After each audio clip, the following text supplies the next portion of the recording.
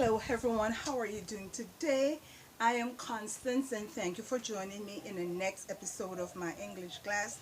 In this lesson we're going to be talking about communication, ways of communicating. We have various ways of communicating, right?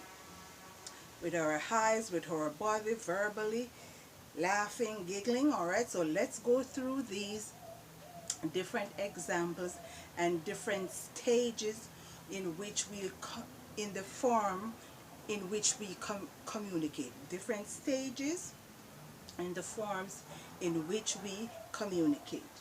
All right, so number one, ways of communicating is our topic. And number one, babies from birth to 3 years of age. Babies from birth to 3 years of age would communicate by crying, by cooing, by giggling, shaking and nodding the head, stillness, or excessive laughter.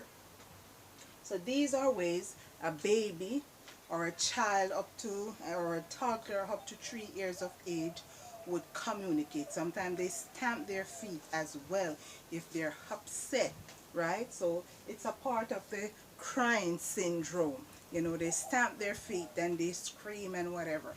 So that they mean they want to probably have their own way, or something is wrong. If you clean the baby, change the diaper, and feed the baby and the baby is still crying, that means it's something else is happening to the baby, right? So the baby cannot talk, so their way of telling you that something is wrong with them is by them crying, all right? Is by them crying. So sometimes it's only gasping, sometimes they just need to burp, but sometimes it is something more severe, right? Sometimes it is more severe, and sometimes it shows out in the way they start looking, all right, or the constant crying.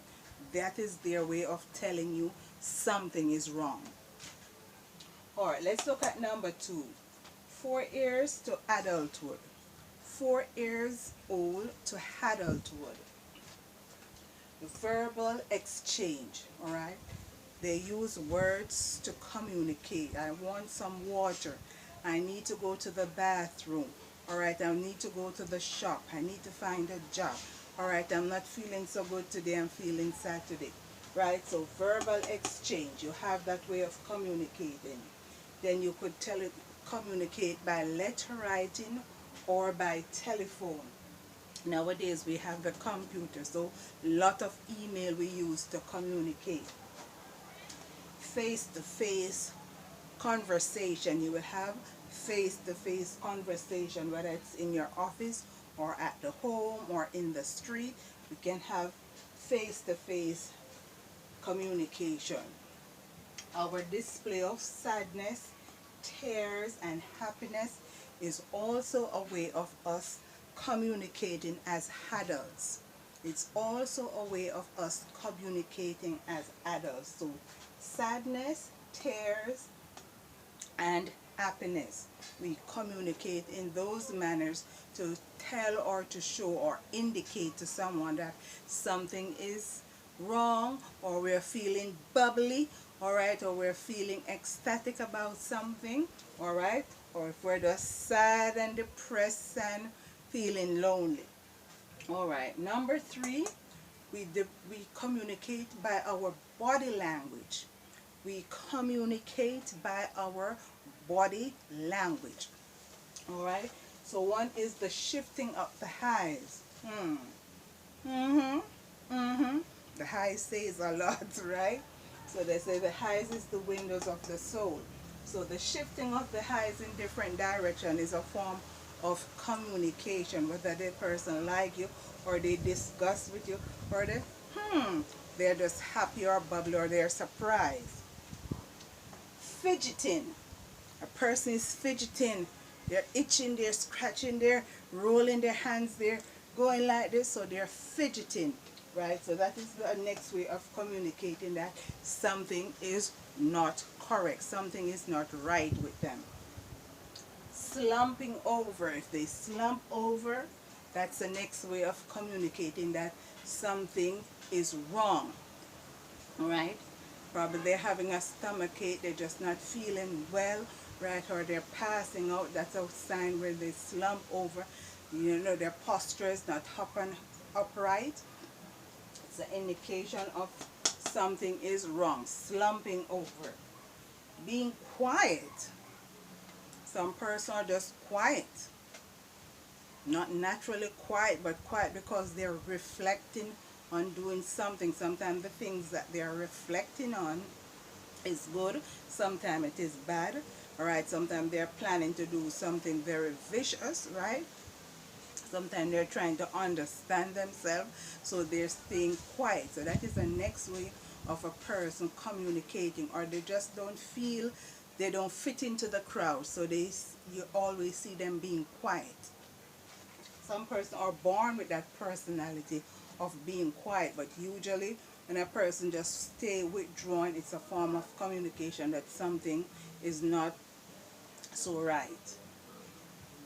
So, hand gesture. You know, we have many hand gesture. Talk to the hand, but don't talk to this and the face and all of that. The pointing of the finger, the F finger, the thumbs up finger, right? All these different gestures with the hand is a form of communicating. Lack of movement. Lack of movement. Lack of movement can be the person is tired, the person is crippled, the person just is not able to move around. Depression sometimes can keep you in that state of slumberness, all right? So, lack of movement and being unresponsive. Being unresponsive is the next way of communicating. And when persons are unresponsive, what are they telling you? They are telling you they are dead. They're not in this world. They're gone home to meet their maker. Alright, so they become unresponsive. No movement is coming from them, or they might be in a deep state of unconsciousness. A deep state of unconsciousness. If you're subconscious, you might show a little movement, you know, you're out of it, you're not so fully, but when you're unconscious, you're completely out of it. So you could be dead, or you're completely unconscious or severely unconscious. Alright, the next number 4. Let's go to the animal planet now. And let's do with the one we call our best friend. A man's best friend is dogs, right? So how does dogs communicate? How do these creatures communicate that we call our pet? Barking, wagging the tail, leaping. They leap at you. They haven't seen you for the whole day or for a week or so. They see you come home, they leap at you. Growling. If they're growling, they don't want to be close to you. Right? Stay away, back off. They don't like you. So they're growling. And sniffing. When they're sniffing, they're investigating something. Right? They're investigating. Sometimes they're sniffing for food. Or there's a different animal or a different creature around. So they're sniffing. Right? Sometimes they're sniffing to find out if there's a male or if it is a female, so they can get into action, right? So that's our next way of them communicating. And also for our next four-footed friends, the cats, they purr, right? The cat purr. You see the cat purring sometimes. They're communicating. Sometimes they want to mate. Sometimes they want to go outside. All right. Sometimes they even scratch on your doors.